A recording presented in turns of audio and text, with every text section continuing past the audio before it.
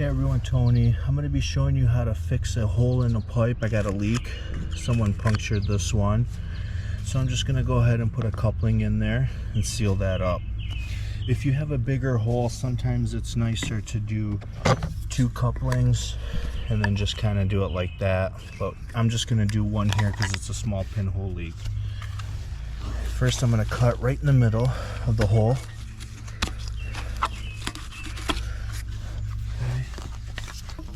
Good. I'm going to grab this end and I'm going to put my coupler in.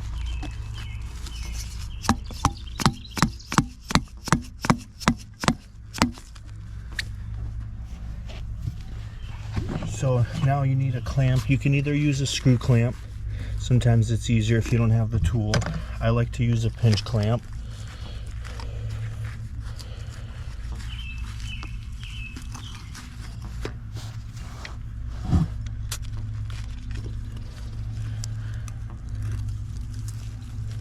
Okay, that's on. Don't forget my clamp on the other side. Sometimes I just kind of lift this up a little bit, the lip, so I can get in there. Okay, I'm going to lift both sides up. I'm going to use a screwdriver just to get in there so I don't damage the cut.